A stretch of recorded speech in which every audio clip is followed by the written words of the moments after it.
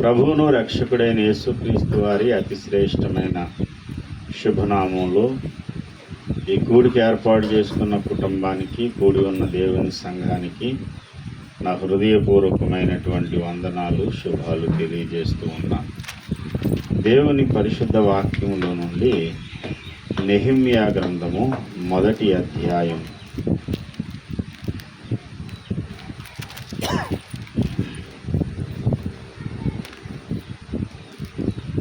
4వ వచనం. ఈ మాటలు వినినప్పుడు నేను కూర్చుండి ఏడ్చి కొన్ని దినములు దుఃఖముతో ఉపవాసం ఉండి ఆకాశమందలి దేవుని ఎదుట విజ్ఞాపన చేసింది. దేవుడి పరిశుద్ధ వాక్యం ద్వారా మనందరితోనూ మాట్లాడునుగాక. చిన్న ప్రార్థన చేద్దాం. తరలి వంచండి, నాతో పాటు ఏకీవించండి. ప్రేమ కలిగిన మా తండ్రి, పరిశుద్ధుడు అయిన యేసయ్య, కృపాసత్య సంపూర్ణుడా, దయగలిగిన మా దేవా, నీకే వందనాలు. సమయంలో నాతోనూ నీ వీళ్ళందరితో మీరే మాట్లాడమని ప్రార్థన చేస్తున్నాను. నీ కృప కొరకు, నీ దయ కొరకు కృతజ్ఞతలు నాయన. ఈ దినము మీరు మాట్లాడడానికి ఇష్టపడినందుకు నీకు స్తోత్రం. ఈ కూడికి ఏర్పాటు చేసుకున్న కుటుంబాన్ని మీరు ఆశీర్వదించండి అయ్యా తండ్రి. కూడి ఉన్న సంఘమును మీరు దీవించండి. ఈ దినం మా జీవితాలు ఆశీర్వాదకరంగా మీరు మలచండి నాయన. మహిమ, ఘనత, ప్రభావములు మీరు మాత్రమే పొంది మా జీవితాలకు ఆశీర్వాదం, ఆనందము దయచేయమని యేసయ్య నామమున వేడుకుంటున్నాం పరమ తండ్రి. ప్రభునందు ప్రియమైన దేవుని బిడ్డలారా, చదవబడినటువంటి వాక్య భాగంలో నెహెమ్యా యొక్క చర్యలు రాయబడ్డాయి. సమాజంలో మనం ఎన్నో పరిస్థితులు చూసినప్పుడు అవి మార్పు చెందాలి. ఇవి ఇలా కాదు, ఇలా ఉంటే బాగుంటుంది. సంఘంలోనూ, సమాజంలోనూ, మన కుటుంబంలోనూ, మరి ముఖ్యంగా మన వ్యక్తిగత జీవితంలో కూడా ఇలా కాదు, ఇలా జరిగితే బాగుండు, ఇలా కాదు, ఇలా ఉంటే బాగుండు అని మన ఆశలు, మన కోరికలు మన హృదయం నిండా ఉంటాయి. స్వార్థరహితమైనటువంటి వ్యక్తులు తమ వ్యక్తిగత స్వార్థం అనేది లేకుండా సమాజ శ్రేయస్సు కొరకు, సంఘ శ్రేయస్సు కొరకు ఆశపడే వ్యక్తులు కూడా కొందరు ఉంటారు అని ఎందుకనంటే అందరూ ఉండరు. సాధారణంగా ఎవడు స్వార్థం ఆడిది. నేను బాగుండాలి, నా పిల్లలు బాగుండాలి, నేను నా వరకే. స్వార్థం అనేది చాలా భయంకరమైనటువంటి, తన గూర్చి తాను ఆలోచించుకొని తన గూర్చి తాను మాత్రమే బ్రతికినవాడు చరిత్ర పుటల్లో కనుమరుగైపోతాడు. అనేకులను గూర్చి ఆలోచించి అనేకుల క్షేమం కొరకు ఆతురపడేవాడు చరిత్రలో నిలబడిపోతాడు. ఎప్పుడో క్రీస్తుకు పూర్వము 450 సంవత్సరాల క్రిందటి వాడు నెహెమ్యా. క్రీస్తుకు పూర్వం 450 సంవత్సరాల క్రిందటి నెహెమ్యా అంటే ఇదొక ఇప్పటికి ఎంతకాలం అంటే ఇదొక 2026, అదొక 400 అంటే 1500 సంవత్సరాల, సుమారుగా 2500 సంవత్సరాల క్రిందటి చరిత్ర ఈ నెహెమ్యా. ఈ 2500 సంవత్సరాల్లో కూడా ఈ పేరు మారుమోగిపోతూనే ఉంది. ఈ నెహెమ్యా అనే వ్యక్తి యొక్క పేరు కానీ, ఇతని చరిత్ర కానీ ధ్యానం చేసేవాళ్ళు పిల్లలకి ప్రేమగా నెహెమ్యా అనే పేరు పెట్టుకోవడం కూడా జరుగుతుంది. ఎవరో మరి తలతిక్కలు తప్ప ఎవడన్నా కయ్యని పేరు పెట్టుకుంటాడా అండి? బుర్ర సరిగ్గా పనిచేయలేనివాడు తప్ప ఎవడు కయ్యని పేరు పెట్టుకోడు.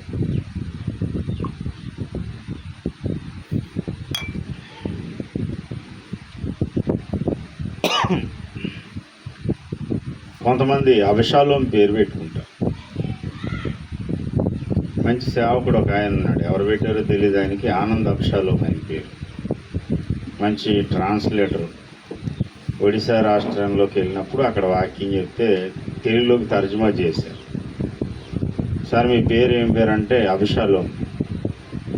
ఎవరు పెట్టారండి అభిషాలోం అంటే? ఎక్కువ మంది తెలియక అభిషాలోం అని ఎందుకు పెట్టారంటే బైబిల్లో పేరే కదా అని.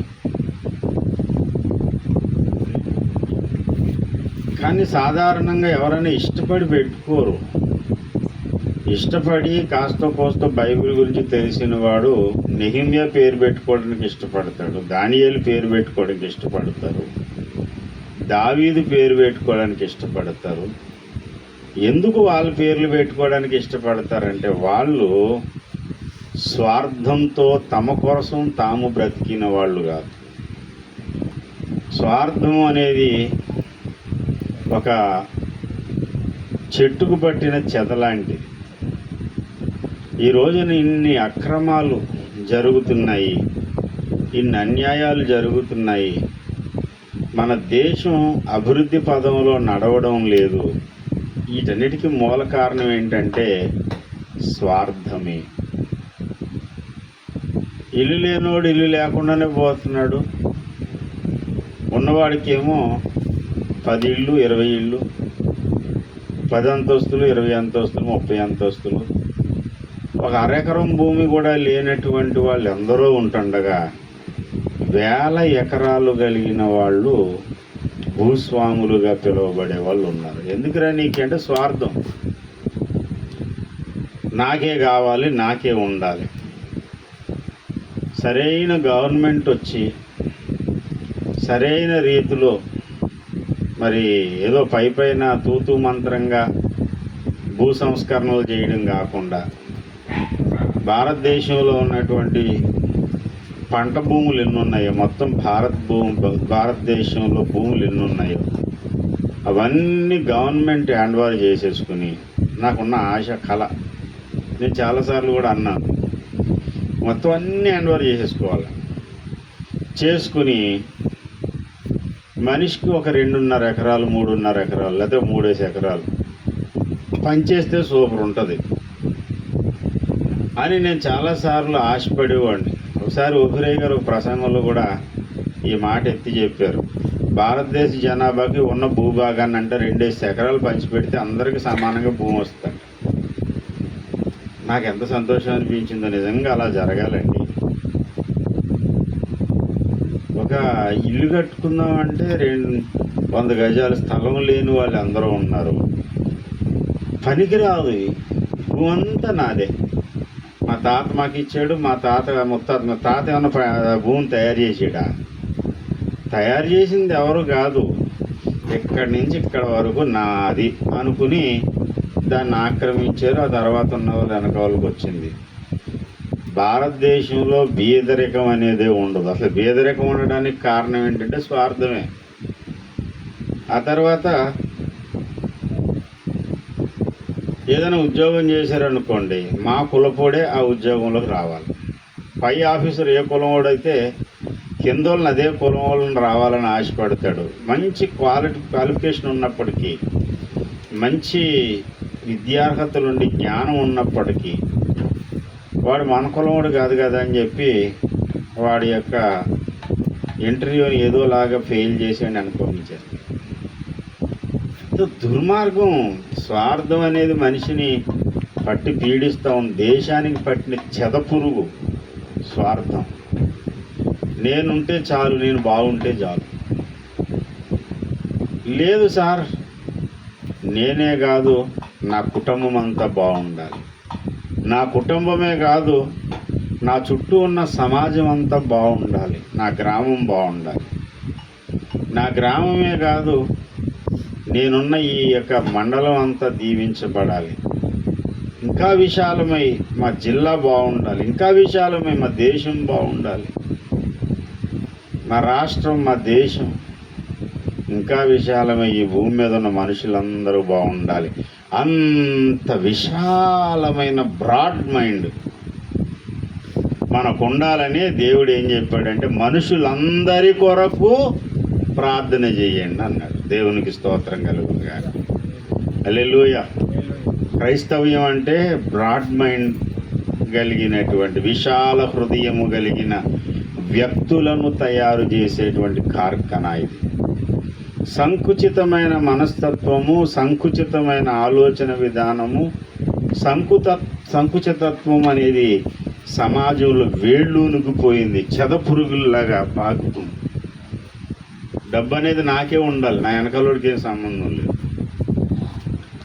ఈ దారుణం, ఈ దరిద్రం క్రైస్తవ్యంలో కూడా కొంతమందికి వ్యాపించింది. నేను మాత్రమే పాస్టర్ అవ్వాలి, నా పిల్లలే తర్వాత సేవకులు అవ్వాలి. ఎవడన్నా సేవ చేయడానికి ఆసక్తి కలిగి ముందుకు వచ్చాడు అనుకోండి, సహించదు. నా బెస్ట్ ఫ్రెండ్ ఒక అబ్బాయి ఉన్నాడు. ఆ అబ్బాయి తను వెళ్ళే సంఘానికి చాలా నమ్మకంగా కొన్ని సంవత్సరాలుగా, ఆ కుర్రాడు పుట్టింది మొదలుకొని అదే సంఘానికి వెళ్ళినంతగా వెళ్తున్నారు. 2 సంవత్సరాల కిందట ఆ అబ్బాయికి సేవ చేయాలనే దర్శనం, ఆశ, ప్రేరేపణ వచ్చింది. ఎంతకాలం నమ్మకంగా సంఘానికి వెళ్ళాడు. ఇప్పుడు పాస్టర్ గారండి నేను సేవకి వెళ్తాను, దేవుడు నన్ను, ఇంకా అక్కడి నుంచి పాస్టర్ గారు మాట్లాడడం మానేసి మొత్తం అంతా అవాయిడ్ చేశారండి. అరే నేను చేసిన తప్పేంటి? దేవుడు సేవ చేస్తానన్నాను కదా, దేవుడు సేవ చేస్తానంటే నన్ను ఎందుకు అవాయిడ్ చేశారు? పాస్టర్ గారు వాళ్ళు కలిపి 5 సంఘాలు, 5 బ్రాంచులు నడిపిస్తారు. వాళ్ళ సేవ స్టార్ట్ అయ్యి ఇప్పటికి 50 ఏళ్ళ దగ్గర అయిపోయింది. ఈ 50 ఏళ్లలో 5 సంఘాలు ఏంటి సార్? ఈ 5 సంఘాలు వీళ్ళేనా? సంఘంలో ఇంకెవరో సేవకులు తయారవలేదా? తయారవరా అంటే బోల్డ్ మంది తయారవుతారు, కానీ మేము మాత్రమే ఉండాలి, మిగతా వాళ్ళకి అడ్డు పెట్టాలి. మరి కాదురా నాయన, అందరూ దేవుని సేవ చేయండి, రండి, దేవుని సేవ ఎలా చేయాలో నేర్పిస్తాను, ముందుకు తోస్తాను, నడిపిస్తానని చెప్పి రండి. అయ్యగారు వ్యక్తిత్వము, ఆ ఆలోచన కలిగిన నాలాంటి సేవకులు ఎవరన్నా ఉండి నడిపిస్తాను రండ్రా బాబు అంటే ఇక్కడంతా రివర్స్. అక్కడ ఒక రకమైన పద్ధతి, ఇక్కడ ఇంకో రకమైన పద్ధతి. సమాజం అంతా చాలా విచిత్రంగా ఉంటుంది. అసలు వెళ్తాం నాయన అన్న వాళ్ళనేమో అడ్డుకునే వాళ్ళు, అక్కడ వెళ్ళండ్రా బాబు అని తోసే వాళ్ళనేమో వంకలు పెట్టేవాళ్ళు. ఇక్కడ ఏమనాలి అసలు? మా భాషగా తినేస్తాడండి బాబు, మాటికి సువార్త అంటాడు, అక్కడికి వెళ్ళండి, ఇక్కడికి వెళ్ళండి, సేవ చేయండి, పాట పాడండి. ఏటండి సోదంతనా? వీళ్ళు కనబడకుండా తప్పించుకుంటే బెటర్ తప్ప, కనబడడం అంటే మాత్రం ఏదోలా బుక్ చేసేస్తాడు మనల్ని.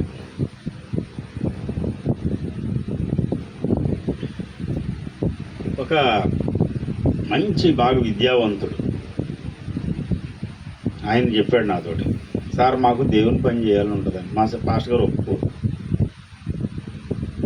నిన్న ఒక ఆయన అంటున్నాడు, సేవ చేద్దామని బయలుదేరాడంట, కానీ అక్కడ ఏదైనా మెడికల్ క్యాంప్ పెట్టుకుని సువార్త ప్రకటించండి, నేను మీకు హెల్ప్ చేస్తానంటే, అయ్యి బాబాయ్ మా పాస్టర్ గారికి కోపం వచ్చేద్దండి. అమ్మ పెట్టదో అడుపు తిన్నవదు, ఆయన మీకు హెల్ప్ చేయడు, హెల్ప్ చేసి నీకు ప్రోత్సహిస్తానంటే కుదరదు. ఏంటి అసలు? సమాజం అంతా స్వార్థంతో నిండి ఉంటే ఆ స్వార్థపు చెదలు క్రైస్తవ్యంలోని కూడా వ్యాపిస్తూ ఉన్నాయి. క్రీస్తు సంఘానికి చెదలు పడుతున్నాయి. స్వార్థం అనే చెద కాలిపోయినప్పుడే మనము చక్కగా దేవుని సన్నిధిలో వర్ధిల్లగలుగుతాం. దేవునికి స్తోత్రం కలుగుతుంది. హల్లెలూయా. ఎవడు ప్రోత్సహించేవాడో, ఎవడికి దిగజార్చేవాడో, వెనక్కి లాగేవాడో గమనించి ప్రోత్సహించినప్పుడు ప్రోత్సాహాన్ని స్వీకరించి ముందుకు పరిగెత్తే వాళ్ళు ఉంటారు చూడండి, వాళ్ళు ధన్యులు. వాళ్ళు ముందుకు సాగగలుగుతారు. సరే, సమాజ శ్రేయస్సు అందరూ బాగుండాలి, సర్వే జనా సుఖినో భవంతు, అందరూ బాగుండాలని ఆశపడడం మంచిదే. ఇంకొక ఆశ ఉంది దేవునికి. ఆశ ఏంటంటే మనుషులందరూ రక్షణ పొంది సత్యమును గూర్చి అనుభవ జ్ఞానము గలవారై ఉండాలని దేవుడు ఆశపడుతున్నాడట, దేవుడు ఇచ్చయించుచున్నాడట. అపోస్తులుడైన పౌలు తిమోతి గారికి రాసినటువంటి పత్రికలో, అపోస్తులుడైన పౌలు తిమోతికి రాసిన పత్రిక 2వ అధ్యాయము, 1 తిమోతి పత్రిక 2వ అధ్యాయము 5వ వచనం చూడండి.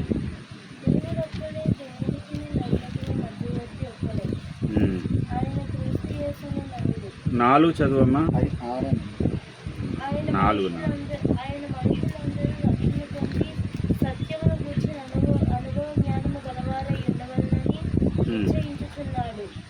దేవునికి స్తోత్రం.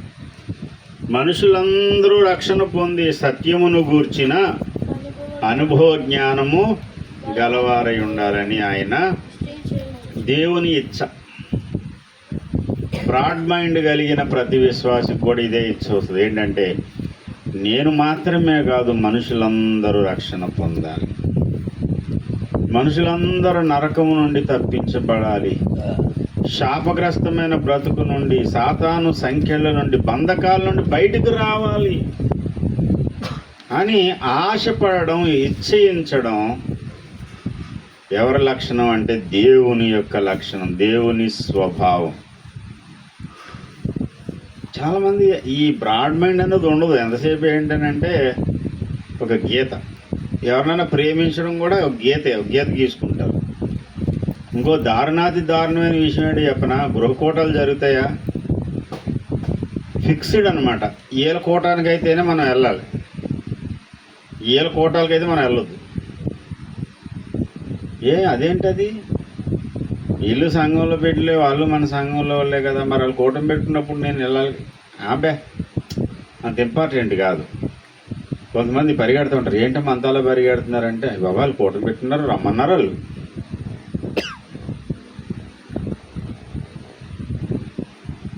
ఏటో నాకు ఇప్పుడుకొచ్చి కూడా ఈ మర్మం అర్థం కాలేదు. ఈ మర్మాన్ని ఛేదించాలని నేను ఎన్నోసార్లు ప్రయత్నం చేశాను, ఈ మర్మం నాకు అర్థం కావడం లేదు. ఇప్పుడిప్పుడే బలు వెలుగుతుంది. అదేంటంటే చెద. ఏ చెద అది? స్వార్థము అనే చెద ఉంది. వీళ్ళతో నాకు ఫ్రెండ్షిప్ ఉంది, వీళ్ళతో మంచి సన్నిహిత సంబంధాలు ఉన్నాయి కాబట్టి నేను వీళ్ళతో స్నేహిస్తాను, వీళ్ళు కూటానికి వెళ్తాను, వీళ్ళ కోసం ప్రార్థిస్తాను. వాళ్ళతో నాకు ఏ విధమైన సంబంధం లేదు కాబట్టి వాళ్ళ కోసం ప్రార్థించను, వాళ్ళ కూటానికి వెళ్తాను, అదే లేదు. ఈ చెదలు పోవాలండి. పెస్ట్ కంట్రోల్ అనేటువంటి ఒక డిపార్ట్మెంట్ ఉంటుంది, ఒక విభాగం ఉంటుంది. ఈ పెస్ట్ కంట్రోల్ వాళ్ళు ఏం చేస్తారంటే చెదల నివారణ అన్నమాట. చెద మందు పెట్టి చెద నివారణ. ఇప్పుడు ఒక చెద పట్టింది సంఘానికి. ఆ చెద ఏంటంటే, సమాజానికి సంఘానికి పట్టిన చెద ఏంటయ్యా అంటే స్వార్థము. స్వార్థం కలిగిన వాడు నాకే భూమి ఉండాలనుకున్నాడు, స్వార్థం కలిగిన వాడు నాకే డబ్బు ఉండాలి, ఎవడు ఎలా పోయినా పర్లేదు, స్వార్థం కలిగిన వాడు నా కులానికే ఉద్యోగాలు ఉండాలనుకున్నాడు. క్రీస్తు సంఘంలో స్వార్థం కలిగిన సేవకులు, నా పిల్లలే సేవకులు అవ్వాలి, మిగతా వాళ్ళు వెళ్ళొద్దు బోర్డు పెట్టి కూర్చున్నారు. స్వార్థం కలిగిన విశ్వాసులు ఏం చేస్తున్నారంటే వీళ్ళ కోసమే, వీళ్ళ క్షేమం కోసమే ప్రార్థన చేస్తాను, మిగతా వాళ్ళ కోసం నేను చేయను, వెళ్ళను. ఇంటి పక్కనే ఆయన జరిగినా సరే వెళ్ళరు. అంటే నాకు సంబంధం లేదు, నేను వెళ్ళను. ఇదంతా చెద. ఈ చెద పోతే తప్ప సమాజం బాగోదు, సంఘం బాగుపడదు. ప్రియమైన దేవుని బిడ్డలారా, మనసులో ఏ చెద లేని మహనీయుడు ఎవరంటే నెహెమ్యా. తన వరకు తాను క్షేమంగానే ఉన్నాడు, రాజదర్బారులో ఉద్యోగం చేసుకుంటున్నాడు, రాజుగారు ఇచ్చే విలువైన జీతము, సమాజంలో గౌరవము అన్నీ బాగానే దక్కాయి. కానీ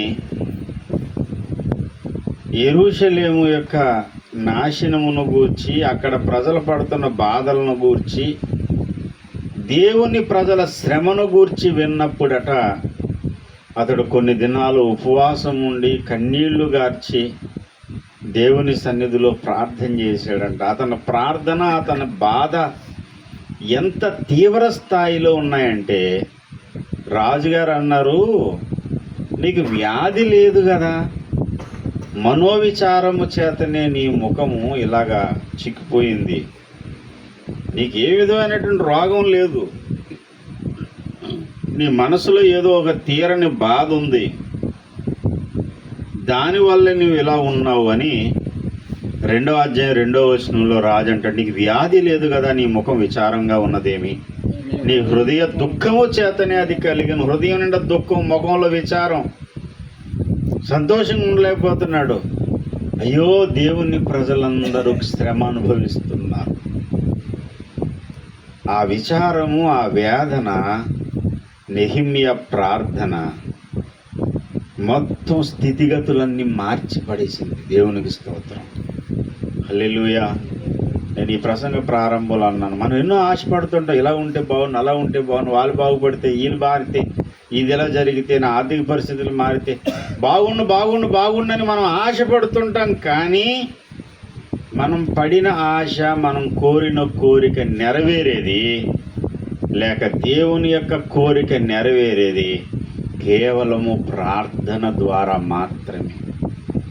ప్రార్థనే పరిస్థితులను మార్చేస్తుంది. ప్రార్థనే పరిస్థితులకు తగ్గట్టుగా నీ మనసును మారుస్తుంది. ప్రార్థనను నిర్లక్ష్యం చేసే క్రైస్తవుడు, ప్రార్థన జీవితాన్ని విడిచిపెట్టిన క్రైస్తవుడు లవదోకియా సంఘంతో సమానం. లవదోకియా సంఘమును గురించి అంటాడు, జీవించుచున్నాననే పేరు మాత్రము నీకున్నది కానీ నీవు మృతుడవే అన్నాడు. బ్రతుకున్నాననే పేరు ఉంటుంది కానీ నువ్వు బ్రతికిలేవు, చచ్చిపోయావు. ఎందుకు ఎంత పెద్ద మాట అనేసాడు దేవుడు అని అంటే, బ్రతుకున్నాననే పేరున్నవాడు ఏం చేయాలంటే ఖచ్చితంగా ప్రార్థన చేస్తాడు. ప్రార్థనయే నీకు జీవము. ప్రార్థనయే జీవం సార్. ప్రార్థన అనేటువంటి ఈ యొక్క ముఖ్యమైన దినుసును ప్రక్కన పెట్టినవాడు, ప్రార్థనను విస్మరించినవాడు తన జీవితంలో వర్ధిల్లలేడు. మేము ప్రార్థన చేస్తున్నాం, మేము ఎక్కడ మానేసాం, ఏ ప్రార్థన చేసామంటే భోజనం చేసేటప్పుడు ప్రార్థన. ఎందుకురా బాబు అంటే బాగా అరగాలని. ప్రయాణం చేసే ముందు ప్రార్థన, ఏ యాక్సిడెంట్లు అవ్వకూడదని. నిద్రపోయేటప్పుడు ప్రార్థన, దెయ్యాలు కళ్ళకు రాకూడదని. కళ్ళు మూసుకు చిన్న దండం పెట్టుకుంటాడు. కొంతమంది మరీ పశువుల్లో తయారయ్యారు. ఇలా లెగ్గానే దూడ గడ్డి కోసం వెళ్ళిపోయినట్టు వెళ్ళిపోతారంతే తిండికి, లోకంలో కార్యక్రమాలకి. పాస్టర్ గారు, మీరు ఇంత పరుషమైన పదజాలాలు వాడడం బాగోలేదండి, మేము బాధపడుతున్నాం, మా మనోభావాలు హట్ అవుతున్నాయంటే, హట్టలేదు తట్టలేదు, ముందు మారు మనసు పొందండి. లేచి లెగ్గానే మోకాళ్ళు వేయండి, దేవుని సన్నిధిలో కన్నీరు గార్చి ప్రార్థన చేయండి. మనోభావాలు హట్ అయిపోవడం లేదు, పెట్టయిపోవడం లేదు. ఏడవడమే దేవుని సన్నిధిలో. నాకు ఎవరి పేరైతే పెట్టారో ఆ మహానుభావుడు కూడా అలాగే అనేవారట. ఎవడన్నా వచ్చేదనంటే దేవుడి సన్నిధిలో పడి ఆడరా అనేవారంట యేసుదాసయ్య గారు. ఆ పేరు పెట్టారు కాబట్టి ఆ రోషం, ఆ మంట కూడా ఉంటుంది. అందుకే చెప్తున్నాను, పేరు బలం ఇది. పిచ్చి పిచ్చి పనులు మానేసి లెగ్గానే దేవుని సన్నిధిలో కన్నీరు గార్చి ఏడవండి. నీ పాప స్థితిని బట్టి దేవుని సన్నిధిలో ఏడు. నశించిపోతున్న లోకం కొరకు ఏడు.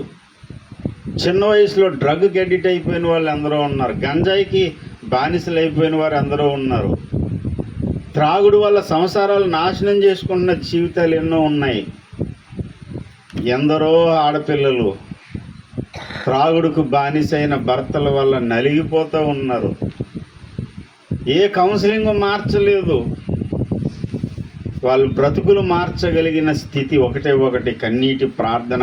ఈ కన్నీటి ప్రార్థన నీ అవసరమైన వాళ్ళ కోసం, నీకు చెందని వారి కోసం కూడా ప్రార్థన చేయాలి. అసలు నెహెమ్యా తన ఇంటి కోసం ప్రార్థన చేసుకోవచ్చు. క్షేమంగా ఉన్నాడు.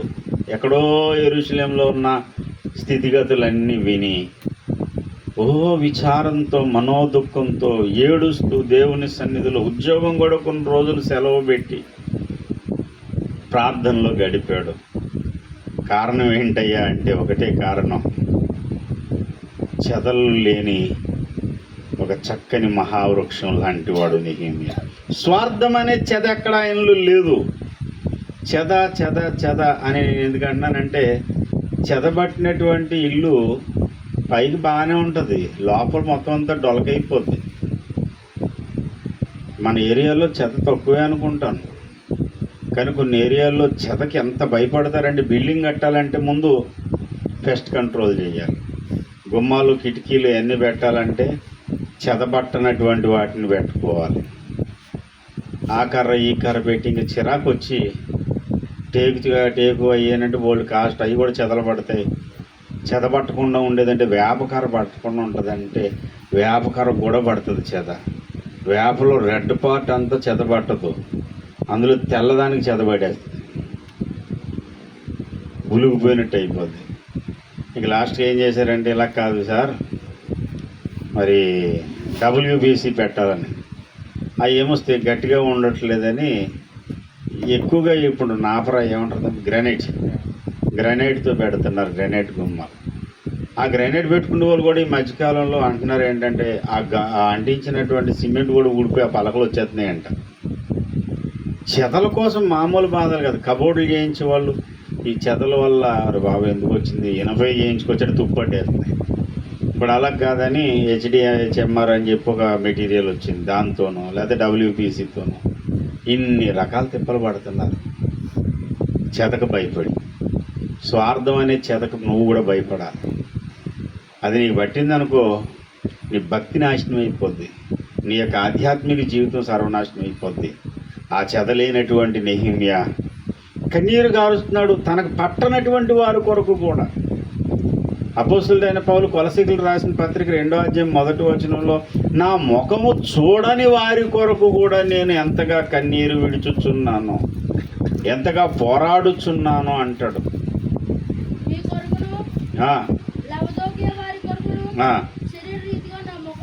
నా ముఖము చూడని వారి కొరకును. చరిత్రకారులు చెప్తారు, అసలు కొలసై ప్రాంతానికి పౌలు సువార్తకి వెళ్ళలేదట. ఎఫెఫ్రోదీత్ అక్కడికి వెళ్ళి సంఘాన్ని కట్టాడంట. చరిత్రలో ఉన్నటువంటి విషయం. అతని ముఖం చూడని వారు చాలామంది ఉన్నారు, కానీ ఇతను మోకరించి, అయ్యో కొలసీ పట్టణంలో ఉన్నటువంటి ప్రజలను మీరు దర్శించిన ఆయనను పోరాటం చేస్తున్నాడు. పరిచయస్తుడు కోసం, నువ్వు ప్రేమించే వ్యక్తి కోసం ప్రార్థన చేయడం గొప్ప సంగతి కాదు. నీకు పరిచయం లేని వారి కొరకు కూడా కన్నీరు గార్చి దేవుని సన్నిధిలో విజ్ఞాపన చేయడమే అసలు సిసలైనటువంటి ప్రార్థనా జీవితం. ప్రార్థన చేసే వాళ్ళందరూ ప్రార్థనా పరులు కాదు, ప్రార్థనా పరులందరూ ప్రార్థనా యోధులు కాదట. ప్రార్థన చేసే వాళ్ళందరూ ప్రార్థనా పరులు కావాలంటే నెహెమ్యా లాగా దేవుని సన్నిధిలో తనకు తెలియని వారి కొరకు కూడా ప్రార్థన చేశాడు. యెరూషలేములో ఉన్నటువంటి ప్రజల కొరకు ప్రార్థన చేస్తున్నాడంటే, యెరూషలేములో వాళ్ళ పేర్లన్నీ నీకు తెలుసా? అసలు నెహెమ్యా ఇక్కడికి వచ్చేసరికి యెరూషలేం సంగతి తెలియదు. చెరలో ఇతడు పెరిగినటువంటి వాడు, 70 సంవత్సరాల చెరకాలంలో పుట్టి పెరిగినటువంటి వాడు నెహెమ్యాకి యెరూషలేం యొక్క స్థితిగతులు తెలియదు, వార్త విన్నాడంతే. ఎప్పుడో చెరలో వచ్చేసారు వీళ్ళ తల్లిదండ్రులు అందరూ ఇక్కడికి. ఇక్కడే పుట్టి, ఇక్కడే పెరిగి, ఇక్కడే పెద్దోడే, ఇక్కడే ఉద్యోగం సంపాదించుకున్నాడు, ఒక స్థితిమంతుడయ్యాడు. కానీ ఆ దూరంలో ఉన్నటువంటి దేవుని ప్రజల క్షేమం కొరకు కన్నీరు గారుస్తున్నాడు. ఈ ఆదివారం నాడు 2వ వర్తమానంలో కూడా చెప్పాను, నాగాలాండ్ ప్రాంతంలో 2 స్త్రీలు కార్చిన కన్నీరు నాగాలాండ్ ప్రాంతాన్ని మార్చివేసింది. ఇది బాగుండాలి, అది బాగుండాలి, వీళ్ళు మారాలి, వాళ్ళు మారాలని ఆశపడితే సరిపోలేదు. నీ ఆశ సఫలం కావాలంటే కన్నీరు గార్చడం ఒకటే మందు. నెహెమ్యా లాగా దేవుని సన్నిధిలో కన్నీరు గార్చి విజ్ఞాపనం చేయడం ఒకటే. ప్రార్థన వీరులు, ప్రార్థన శూరులు, ప్రార్థన పరులు, వీళ్ళు మాత్రమే అన్నిటినీ మార్చగలిగిన వాళ్ళు అవుతారు. ఎందుకనంటే ప్రార్థించే వారి పక్షంగా దేవుడు దిగొస్తాడు. మనం ఏం చేయలేము, దేవుడు దిగొచ్చి కార్యం చేయాలి. మనమేమి సాధించలేం, దేవుడు దిగి వచ్చి సాధిస్తాడు. సమస్తాన్ని చేయగలిగిన సర్వశక్తిమంతుడు దిగి వచ్చినట్లుగా దేవుని సన్నిధిలో విజ్ఞాపన చేసే విజ్ఞాపనాత్మ కావాలని అడుగుదామండి. పుట్టి సోది మాటలు చెప్పుకుని ఊరికి ఏదో అలాగా కాలయాపన చేసుకుని వెళ్ళిపోవడం కాదు. కన్నీరు గార్చి ప్రార్థన చేసేటువంటి వ్యక్తులుగా నన్ను మార్చు నాయన. నా జీవితంలో ప్రార్థన అభిషేకం దయచి విరిగి నలిగిన హృదయం కలిగి నీ సన్నిధిలో కుమ్మరించినట్టు, నా హృదయం కుమ్మరించినట్లుగా నేను ప్రార్థన చేయాలి. నీళ్లు కుమ్మరించినట్లుగా నా హృదయాన్ని నీ సన్నిధిలో కుమ్మరించాలి. అటువంటి ప్రార్థన మంట నాకు పుట్టించు, ప్రార్థన దాహం దయచేయి అని కానీ మనం ప్రార్థన చేయగలిగితే మన జీవితాల్లో దేవుడు కార్యం చేయడం మొదలు పెడతాడు. ఆ తర్వాత మనం అడుగుతున్న ప్రతి దాని విషయంలో దేవుని కార్యాన్ని చూడగలుగుతాం. ప్రియమైన దేవుని బిడ్డలారా, ప్రసంగాలు చేయలేంది, కౌన్సిలింగ్లు చేయలేంది, కండిషన్స్ చేయలేంది, ఒట్లు తట్లు చేయలేని పని ప్రార్థన మాత్రమే చేయగలదు. సత్యబాబు గారు మారాలని అండి నోములు చేయలేదు, వ్రతాలు చేయలేదు. నోములు వ్రతాలు పని జరగలేదు. పిల్లల మీద ఒట్టేయించుకుని వాళ్ళ మీద ఒట్టేయించుకుని అంటే ఆ ఒట్లు అవన్నీ ఏం పనికిరావు. ఆ ఒట్టంతా సాయంకాలం వరకే. సాయంకాలం సారా కొట్టు చూడగానే ఒట్టు తీసి గొట్టు మీద పెట్టడమే. ఎవరు మార్పుకైనా ఒకటే మందు, ప్రార్థన. ప్రార్థన చాప కింద నీళ్ళ తెలియకుండా మెల్లగా జరగవలసిన పని అంతా జరిగిపోతుంది. దేవునికి స్తోత్రం కలుగును గాక. హల్లెలూయా. ఒక త్రాగుబోతైనా, దేవునికి వ్యతిరేకమైన బ్రతికే వ్యక్తి అయినా, సమాజానికి చీడ పురుగు లాంటి వ్యక్తులైనా దేవుడు మార్చగలిగిన దేవుడు. గొంగల పురుగుని చేతకోసిలిగ్గా మారుస్తాడు. అది ఎలా జరుగుతుందో ప్రాసెస్ అంతా చెప్పండి. ఏం జరుగుతుందో ఏమో తెలీదు. సృష్టిలో అదొక రహస్యం. గొంగల పురుగు రూపం చూస్తే భయంకరంగా ఉంటుంది. నా బంగారు తల్లి రా అని చెప్పి ఎవడ మీద వేసుకోడు. గొంగల పురుగు మీదన పాకితే ఆ మూగు అంటుకుపోయి దురద దద్దుర్లాగా వచ్చేస్తుంది. అది ఎంత బాధో, దానివల్ల ఎంత చిరాకో ఎవరికన్నా తెలుసో తెలీదో కానీ మాకు మాత్రం బాగా తెలుసు. రోజు రాత్రులు గొంగల పురుగులు పడిపోయి ఇంట్లో మంచం మీద పడుకుంటే ఆ తాటేక పాకలోని ఎలా వచ్చియో తెలియదు, పట్టుకొని పడి అమ్మ లేపిన తర్వాత ఒక్కొక్కటి ఆ నూగంతా ఈపు మీద పాకితే గుచ్చుకుపోయి దద్దురులా వచ్చేస్తే ఆ దద్దురంతా జాగ్రత్తగా క్లీన్ చేసేది పాపం. చాలా రోజులు బాధపడ్డాం ఆ గొంగల పురుగులతో. దేవుడి రోజునేదో కాస్త సుఖవంతమైనటువంటి ఇల్లు ఇచ్చాడు. ఇప్పుడు చాలామంది ఆ ఇల్లు చూసి బా మంచిగా, పాస్టర్ గారికి ఏం పర్లేదు. మరి తాటెక్పాకలో ఇన్ని బాధలు పడినప్పుడు ఆ బాధపడడానికి ఇష్టం ఉండదు కొంతమందికి. ఆ బాధను నేను ఎంజాయ్ చేశాను. ప్రభా నీ నామం నిమిత్తం వచ్చాం తండ్రి, కట్టుకుని ఇల్లు వదిలిపెట్టి వచ్చాం ఇక్కడికి. ఎన్నో బాధలు పడి బురదలో ఉండి చక్కని ఇల్లు కట్టుకున్నాం. అన్ని పనులు అయిపోయినాయి, ప్లాస్టింగ్లు అయిపోయింది, ఫ్లోరింగ్ అయిపోయింది. చక్కగా ఇల్లు చక్కగా కట్టుకుని ఇంతకాలానికి మాకు అంటూ ఒక ఇల్లు వచ్చింది అనుకుని ఆనందపడుతున్న సమయంలో దేవుడు ఇక్కడికి వెళ్ళాలని బలమైన ప్రేరేపణ. వాళ్ళ ఇల్లు వదిలేసాం, మా ఇల్లు వదిలేసాం, ఇక్కడికి వచ్చాం. నాన్న తిప్పలు పడ్డాం. ఆ గొంగల పురుగులతోనూ చుట్టూ పాములతోనూ బాధపడ్డాం. దేవుడు కాస్తంత నెమ్మది ఇచ్చాడు. దేవునికి స్తోత్రం. హల్లెలూయా. గొంగల పురుగుని ఎవడు ఇంట్లో పెట్టుకోవడానికి ఇష్టపడ్డు. కానీ సీతాకోకచిలుక బటర్ఫ్లై తయారైంది అనుకోండి, దాన్ని మాత్రం బొమ్మలు కూడా పెట్టుకుంటారు. చిన్నపిల్లల పాట కూడా ఉంది, బటర్ఫ్లై అని. గొంగల పురుగు అని ఎవడన్నా పాడతాడు అసలు? ఎవడు వాడు గొంగల పురుగు బొమ్మ ఎవడు పెట్టుకోడు. నా బంగారు తల్లి ఎంత అందంగా ఉన్నావే, నువ్వే మారితే సీతాకోకచిలుక అవుతావు అని ఎవడ అసహించుకుంటాం. అసలు అంత అసహ్యకరమైనటువంటి గొంగల పురుగు అందమైన బటర్ఫ్లై. ఒక బటర్ఫ్లైకి ఇంకో బటర్ఫ్లైకి సంబంధం ఉండదు. ఎన్ని డిజైన్లు ఉంటాయో, ఎన్ని కలర్స్ ఉంటాయో.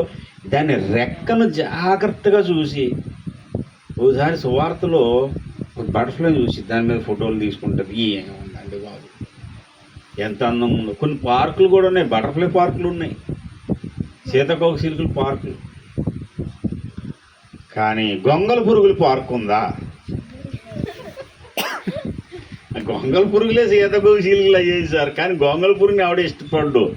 ఇలాంటి గొంగళ పురుగు లాంటి బ్రతుకులన్నింటినీ కూడా సీతాకోకచిలుకగా మార్చేది ప్రార్థనే. ఆయన దిగి వచ్చేటప్పుడే జరుగుతుంది ఈ కార్యం. పనికిరాని గొంగళ పురుగుని ఇదే పెళ్లి రోజు మారకముందు అయితే సత్యబాబు గారి పరిస్థితి చూడాలి. వెతుక్కోవడమే, ఏ తుప్పలో పడిపోయాడో, ఎక్కడున్నాడో తెలీదు, ఏం పాటలు పాడతాడో తెలీదు. అప్పుడే దేవా పాపిని అపరాధిని అందుడిని అని పాడతాడు. ఇంకో తర్వాత బాబా సాహెబ్ పాట పాడతాడు. ఇంకా తర్వాత ఇంకే పాట పాడతాడు ఇంకెవరికి తెలియదు. ఇంకా అలాంటి గొంగళ పురుగుని దేవుడు సీతాకోకచిలుకగా మార్చేశాడు. దేవునికి స్తోత్రం, హల్లెలూయా. మన బ్రతుకులు మార్చగలిగింది, అనేక మంది జీవితాలు మార్చగలిగింది ఆయన మాత్రమే. ప్రభు దిగి రావాలండి. ప్రభు దిగి వస్తే అనేక గొంగళ పురుగులు మారిపోతాయి. దేవునికి స్తోత్రం. ఏదో ఒక ఊరు వెళ్ళాం. ఆ ఊరిలో సంపూర్ణ మద్యపాన నిషేధం అంట. దేశంలో, రాష్ట్రంలో ఉందో లేదో తెలియదు. ఆ ఊరిలో ఉన్నటువంటి స్త్రీలు, ప్రభువుని నమ్ముకున్న స్త్రీలు అందరూ కలిపి సారా అమ్మినా, సారా తయారు చేసిన, సారా ఈజీగా తయారు చేసుకునే వాళ్ళు అక్కడ. సారా ఎవడన్నా తయారు చేసిన ఎవడన్నా తాగినా సరే తాటోలు చేద్దామని చెప్పి ఆడవాళ్ళు అందరూ తయారు. వాళ్ళు ఆ ఉద్యోగం వచ్చింది. మొత్తం దేశం అంతా పాడు చేసేది మత్తేనండి. ఈ మద్యపాన వ్యసనం అనేది ఎంత దారుణం అంటే, తల్లి పిల్ల తేడా లేకుండా, తేడా తెలియకుండా మనుషులను చేసేస్తుంది. నా గుండె చాలా వేదనతో నింపబడినటువంటి మాటలు నేను చెప్తున్నాను. చిన్న పసికందులు జీవితాలు నాశనం చేసేస్తున్నారు త్రాగుడు వల్ల. చంటి బిడ్డల మీద అత్యాచారం విని విని విని అలవాటు అయిపోయింది. ఇంకా ఈ దారుణాలు జరుగుతున్నాయి కదా. పోయిన వారంలో ఒక మహాదారుణం ఏంటంటే, కన్న తల్లి దగ్గరికి వెళ్ళిపోయాడు వీడు. తాగేసి వచ్చి కన్న తల్లితో అంటాడు, నువ్వు నా దగ్గర పడుకోవాలి. ఆ తల్లి ఎన్ని దెబ్బలు తిన్నదో, ఈ మీద కొరికేశాడు, కన్ను మీద గుద్దేశాడు. పెద్ద పెద్దగా అరిస్తే చుట్టుపక్కల వాళ్ళందరూ వచ్చారు. ఆయన కట్టిపాడేసి చిత్త కొట్టుడు కొట్టారు. ఆ తల్లి అంటుంది, వీడు పశువు కంటే హీనం అండి, వీడిని చంపేయండి. అసలు ఇంత దారుణంగా మనిషిని మృగం కంటే హీనంగా మార్చింది ఏంటనంటే మత్తు. దీని నుంచి మార్పు చెందాలంటే ప్రజలు, మన దేశంలో ఈ పరిస్థితి మారాలంటే ప్రభు దిగి రావాలండి. ప్రభుత్వాలు ఎన్ని మారినా, ప్రభుత్వాలు ఎన్ని చర్యలు తీసుకున్నా ప్రజలు మారరు.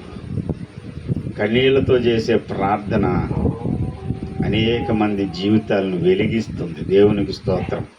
మత మార్పుడు కాదురా పిచ్చోడా. కన్నీటి ప్రార్థన చేయడం ద్వారా బ్రతుకులు మార్పు చెందుతాయి. గొంగళ పురుగులు సీతాకోకచిలుకలుగా మారుతాయి. జీవితాలు ఆశీర్వాదకరంగా మార్చేస్తాయి. అటువంటి ప్రార్థన భారంతో దేవుడు మనల్ని నింపునుగాక. ఆధునిక నెహెమ్యాలాగా దేవుడు మనల్ని తయారు చేయునుగాక. స్వార్థము అనేది పూర్తిగా నశించినటువంటి వ్యక్తులుగా దేవుడు మనల్ని తీర్చిదిద్దునుగాక. దేవుడి మాటలు మన వెనికిడులు ఆశీర్వదించినట్లు ప్రార్థన చేద్దాం. తరలు వంచండి.